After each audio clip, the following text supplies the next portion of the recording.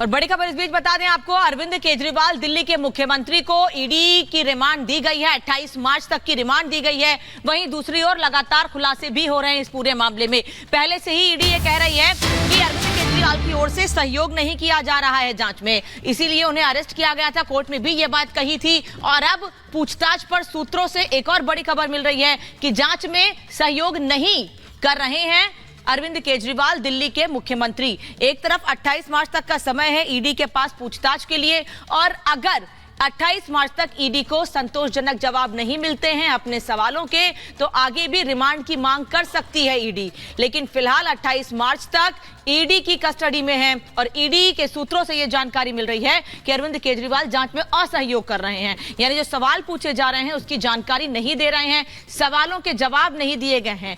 के कविता, विजय नायर से संबंधित सवाल पूछे गए लेकिन कोई जवाब नहीं दिया गया। शरद रेड्डी, गुच्ची बाबू से जुड़े सवाल पूछे गए लेकिन अरविंद केजरीवाल सहयोग नहीं कर रहे हैं, किसी भी सवाल का ठीक से जवाब नहीं दे रहे हैं।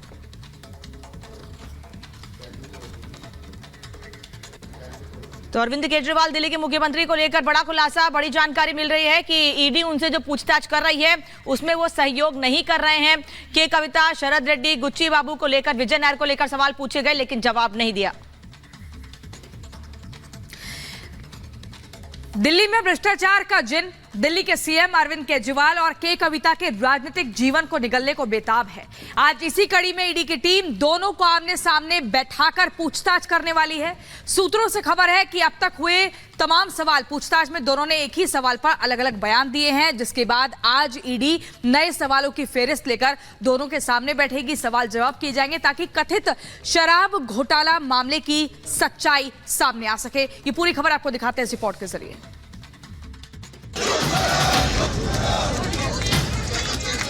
आज इस देश में लोकतंत्र की हत्या हो रही है।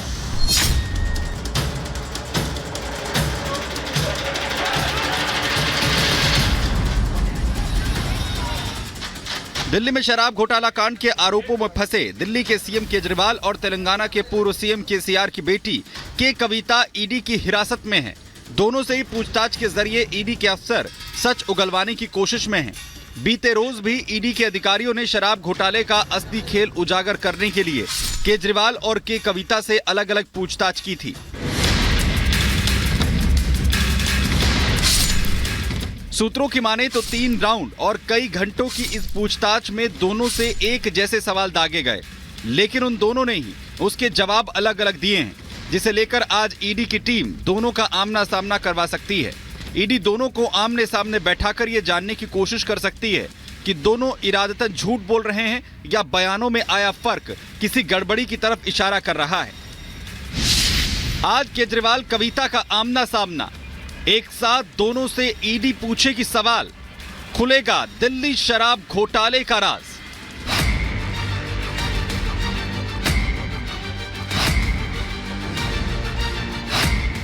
जाहिर है घोटाला बड़ा है, इसीलिए ईडी की टीम जांच में कोई समझौता नहीं कर रही और यही वजह है कि दोनों से एक साथ पूछताछ की तैयारी की गई है।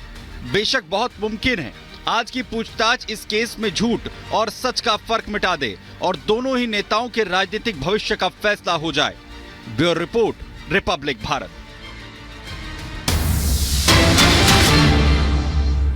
के बाद अगर मुख्यमंत्री सरेआम गिरफ्तार हो सकता है तो इस देश के अंदर कौन अपनी आवाज उठा सकता है?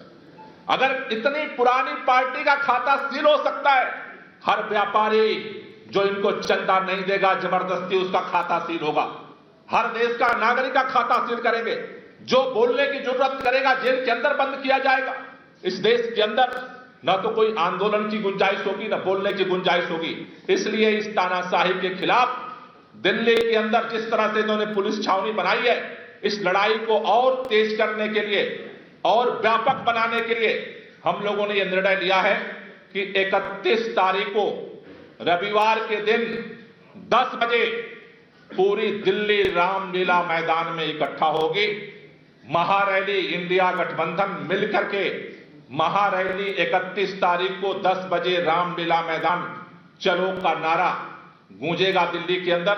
और न सिर्फ दिल्ली बल्कि पूरे देश के लोगों से मैं अपील करना चाहता हूं, जो लोग भी संविधान में विश्वास करते हैं, जो लोग भी इस लोकतंत्र में विश्वास करते हैं, चाहे वो राजनीतिक पार्टी के हों, चाहे सामाजिक संगठनों के हों, चाहे व्यापारिक संगठनों के हों, जो लोग भी इस मुल्क से मोहब्बत करते हैं, उन सबसे मेरी अपील है कि 31 तारीख को 10 बजे रामलीला मैदान चलो और इस देश को बचाने के लिए, इस तानाशाही को खत्म करने के लिए अपनी आवाज को हम वहां से बुलंद करेंगे और वहां से और मिल करके इस संयुक्त लड़ाई को और देश के अंदर आगे बढ़ाएंगे।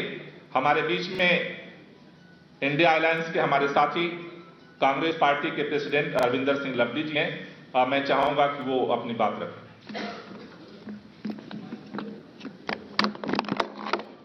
Thank you Gopal Rai ji. तो इंडिया अलायंस की तरफ से प्रेस कॉन्फ्रेंस यहां पर की जा रही है, जिसमें गोपाल राय को आप यहां पर सुन रहे थे। वहीं एमपी की भोजशाला की बात करते हैं, जहां पर एएसआई सर्वे का आज तीसरा दिन है। टेक्निकल इक्विपमेंट के जरिए कैसे जो सर्वे है वो एएसआई की टीम यहां पर कर रही है, 1 मिनट की रिपोर्ट में आपको दिखाते हैं।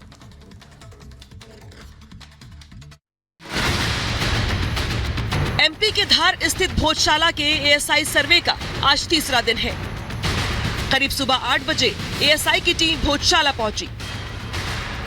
इस दौरान हिंदू और मुस्लिम दोनों पक्ष भारतीय पुरातत्व सर्वेक्षण विभाग की टीम के साथ भोजशाला परिसर में एक साथ नजर आए। जानकारी के मुताबिक एएसआई की टीम आज तीसरे दिन भोजशाला परिसर में सर्वे के लिए आधुनिक मशीन लेकर पहुंची है। इससे माना जा रहा है कि धीरे धीरे खुदाई कर बारीकी से इस सर्वे को आगे बढ़ाया जाएगा। साथ ही तथ्यों के सामने लाने के लिए टीम अब कुछ स्थानों पर भी सर्वे करने की तैयारी में है। आपको बता दें, इससे पहले शुक्रवार को पहले दिन एएसआई की टीम ने भोजशाला परिसर में 6 घंटे और शनिवार यानी दूसरे दिन 10 घंटे सर्वे का काम किया था। वहीं सर्वे को लेकर भोजशाला में पर्यटकों के प्रवेश पर रोक लगा दी गई है। साथ ही परिसर के बाहर बड़ी संख्या में पुलिस बल की तैनाती भी कर दी गई है। Bureau report, Republic Bharat.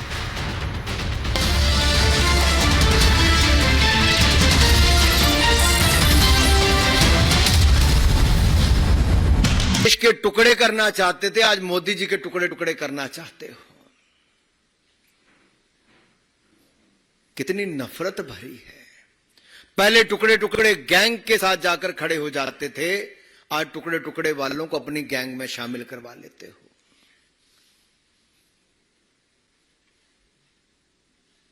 ये नफरत इस चुनाव में कांग्रेस की और इनके सहयोगियों की साफ दिख रही है। अपशब्द गालियों का भंडार जो इनकी नफरत की दुकान में है, वो आज बाजार में आ गया है।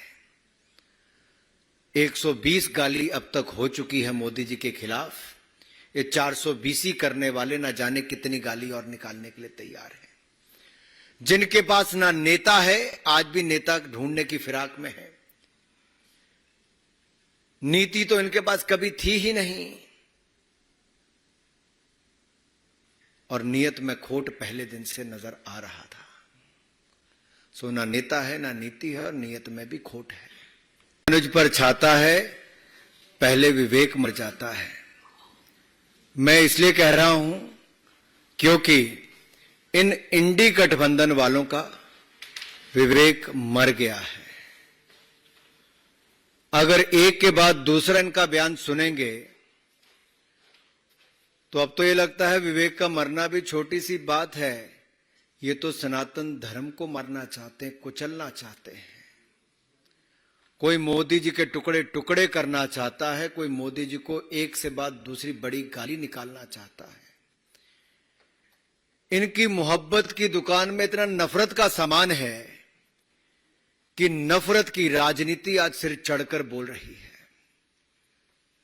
सनातन को खत्म करने की होड़ लगी है। एक के बाद दूसरा बड़ा बयान उस तरफ आता है तो मोदी जी के लिए एक के बाद दूसरी बड़ी गाली निकालने के लिए कोई संकोच नहीं करता है। कल इनके एक ऐसे मंत्री ने अपनी पार्टी की महिला सांसद के सामने इतनी गंदी गाली निकालते हुए आपत्तिजनक भाषा में देश के प्रधानमंत्री और दुनिया के सर्वाधिक लोकप्रिय नेता के बारे में जो टिप्पणी की, जो शब्दों का प्रयोग किया,